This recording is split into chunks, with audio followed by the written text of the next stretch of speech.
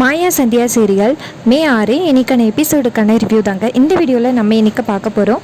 எபிசோடை ஸ்டார்ட் பண்ணுறதுக்கு முன்னாடி இந்த வீடியோவை மறக்காமல் லைக் பண்ணிக்கோங்க.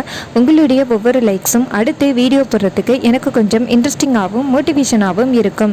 எபிசோட் எப்படி ஸ்டார்ட் ஆகுதுன்னா, மகாலிங்கம் தனா டென்னிஸ் விளையாடுறத பார்த்துட்டு செம்ம ஷாக் ஆகுறாங்க.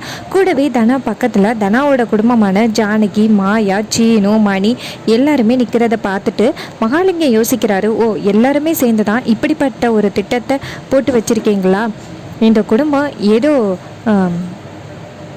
நல்ல குடும்பம்னு சொல்லிக்கிட்டு இருந்தாங்க. ஆனால் இப்போ தனா அரைக்குறையாக ட்ரெஸ் போட்டுக்கிட்டு டென்னிஸ் விளையாண்டுக்கிட்டு இருக்கா. இதை பார்த்துட்டு குடும்பமே சேர்ந்து கை தட்டிக்கிட்டு இருக்கேன். கண்டிப்பாக இது யாருக்குமே தெரியாமல் தான் பண்ணுறாங்க அப்படின்ட்டு மகாலிங்க வெளியில் நேராக அந்த சாருவுக்கு கால் பண்ணுறாங்க. அப்போ சாரு கேட்குறாங்க, அப்பா அதுகளை ஃபாலோ பண்ணி போனீங்களா, என்ன நடக்குதாங்க அப்படின்னு. அதுக்கு மகாலிங்க சொல்கிறாரு, இங்கே பாரு, அந்த தனா இருக்கால அரைக்குறையாக ட்ரெஸ் போட்டுக்கிட்டு பேட்மிண்டன் விளையாண்டுக்கிட்டு இருக்கா. அந்த குடும்பத்துக்கும் இந்த பேட்மிண்டனுக்கும் செட் ஆகாதுன்னு நினச்சேன் அப்படின்னு. இதை கேட்டுட்டு சாரு சொல்கிறாங்க, அப்பா அந்த சாரு தனா பேட்மிண்டன் விளையாடுறது எனக்கு நல்லாவே தெரியும்ப்பா, நான் கண்டுக்கலை. ஆனால் இப்போ ஒரு நல்ல வாய்ப்பு கிடச்சிருக்கு, இதை பயன்படுத்தி நம்ம ரகுராம்கிட்ட போட்டு கொடுத்தா கண்டிப்பாக வீட்டில் பெரிய பிரச்சனையாகும் அப்படின்னு. இதை கேட்டுட்டு மகாலிங்கமும், சரி இந்த விஷயத்தை எப்படி வீட்டில் சொல்ல முடியுமோ அப்படி சொல்லிடு அப்படின்னு.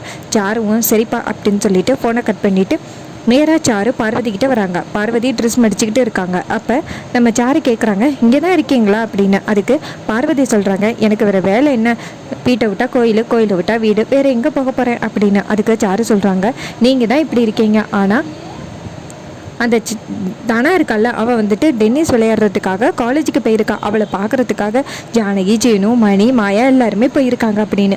இது கேட்டதோட பார்வதி ஷாக் ஆகுறாங்க. அப்போ சாரு சொல்கிறாங்க, உங்களை தான் எதுவுமே செய்ய விட மாட்டேங்கிறாங்க, ஆனால் அவங்க எல்லாருமே ரொம்ப சந்தோஷமாக தான் இருக்காங்க அப்படின்னு. இதை கேட்டுட்டு பார்வதி டென்ஷன் ஆகுறாங்க. எங்களை மட்டும் எதுவுமே பண்ண விட மாட்டேங்கிறாங்க, ஆனால் அவங்க மட்டும் சந்தோஷமாக இருக்காங்க அப்படின்னு. அதுக்கு சாரு சொல்கிறாங்க, சரி நான் சொன்ன விஷயத்தை யாருக்கிட்டையும் சொல்லிடாதீங்க, அப்புறம் பெரிய பிரச்சனை ஆகிரும் அப்படின்னு சொல்லிட்டு சாரு அந்த இடத்துலேருந்து போகிறாங்க. அப்போ சாரு ஒளிஞ்சு நின்று பார்க்குறாங்க. அப்போ பார்வதி செம்ம கோவத்தில் இருக்காங்க. அப்போ சாரு சொல்கிறாங்க, கண்டிப்பாக இது பூகம்பமாக வெடிக்க வாய்ப்பு இருக்குது அப்படின்னு சொல்லிட்டு சாரு சந்தோஷமாக போகிறாங்க. நம்ம பார்வதி நேராக அவங்க ஹஸ்பண்ட் சிவா கிட்ட இங்கே பாருங்கள், இந்த வீட்டில் என்ன நடக்குது, நமக்கு மட்டும்தான் இந்த சட்டம் இல்லாமா, மற்ற யாருக்கும் கிடையாதா அப்படின்னு. அப்போ சிவா கேட்குறாரு, என்னாச்சு, எதுக்கு இப்படி ஆடுற அப்படின்னு. அதுக்கு பார்வதி சொல்கிறாங்க, உங்கள் பொண்ணு தனா இருக்கால அவள் டென்னிஸ் விளையாட போயிருக்கா, அதை சப்போர்ட் பண்ணுறதுக்கு ஜானகி, மணி எல்லாருமே போயிருக்காங்க அப்படின்னு. இது கேட்டதோட சிவா கடுப்பாகி, இங்கே பாரு, பொய் சொல்லாத, யாரை வேணாலும் சொல்லு, ஆனால் அன்னையை பற்றி தப்பாக சொல்லாத அப்படின்னு. அதுக்கு பார்வதி சொல்கிறாங்க, ஓ உங்களுக்கு சொன்ன உடனே கோவம் வந்துருமே, நீங்கள் சுத்தமான சொல்கிறத காதிலே வாங்க மாட்டேங்கிறீங்க. எல்லாருமே சேர்ந்து பேட்மிண்டன் விளையாடுறத பார்க்குறதுக்காக தான் போயிருக்காங்க. அங்கே தனா அரைக்குறையாக ட்ரெஸ் போட்டுக்கிட்டு ஆடிக்கிட்டு இருக்கா அப்படின்னு. இது கேட்டதோட நம்ம சிவா டென்ஷன் ஆகி பார்வதியை அறைகிறாங்க. அப்போ அந்த இடத்துக்கு ரகுராம் வராரு. ரகுராம் இங்கே என்ன நடக்குது, எதுக்கு பாவலை அடிச்ச அப்படின்னு கேட்க, அதுக்கு பார்வதி சொல்கிறாங்க, உங்கள் மனைவி, உங்கள் பொண்ணு எல்லாருமே சேர்ந்து பேட்மிண்டன் விளையாட போயிருக்காங்க. தனா பேட்மிண்டன் விளையாடுறத பார்க்குறதுக்கு ஜானகி போயிருக்காங்க, அதுவும் உங்ககிட்ட போய் சொல்லிட்டு அப்படின்னு. இது கேட்டதோட ரகுராம் சொல்கிறாரு, நீ யாரை வேணாலும் சொல்ல நம்புகிறேன், ஆனால் நீ ஜானகியை தப்பாக பேசுகிற அப்படின்னு. அதுக்கு பார்வதி சொல்கிறாங்க, போய் நேரடியாக பார்த்துட்டா நம்ப போகிறோம் அப்படின்னு. அப்போ ரகுராம் சொல்கிறாரு, சரி ஃபஸ்ட்டு கோயிலில் போய் பார்க்கலாம், அதுக்கப்புறம் விளையாடுற இடத்துல போய் பார்க்கலாம், ஒரு வேளை அங்கே விளையாண்டா நீ சொல்கிறது உண்மைன்னு நான் ஒத்துக்கிறேன் அப்படின்னு. இதை கேட்டுட்டு பார்வதியும், சரி வாங்க போகலாம் அப்படின்னு சொல்லிட்டு கிளம்புறாங்க. இதை பார்த்துட்டு சாரு ரொம்ப சந்தோஷப்படுறாங்க, நம்ம நினச்ச மாதிரி செமையாக மாட்டிக்கிட்டாங்களே அப்படின்னு.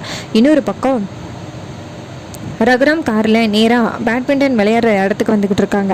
இன்னொரு பக்கம் நம்ம தனா ஒரு மேட்சில் ஜெயிச்சிட்டாங்க. அப்போ எல்லாருமே தனாவுக்கு வாழ்த்துக்கள் சொல்கிறாங்க. அப்போ நம்ம கார்த்தி சொல்கிறாரு, இங்கே பாரு, மொதல் ஆட்டம் கூட ஈஸி, ரெண்டாவது ஆட்டத்தில் உனக்கு ரொம்ப ஈக்குவலாக உள்ள ஆள் வருவாங்க, அதனால் பார்த்துக்கோ அப்படின்னு. அப்போ ஈக்குவலாக விளையாட வேண்டிய பொண்ணு தனாவை பார்த்து நக்கலாக சிரிச்சிட்டு போக, அப்போ கார்த்தி சொல்கிறாரு, அவங்க எல்லாரும் அப்படி தான் பண்ணுவாங்க, அதையெல்லாம் கண்டுக்காமல் நீ நல்லபடியாக விளையாடு அப்படின்னு.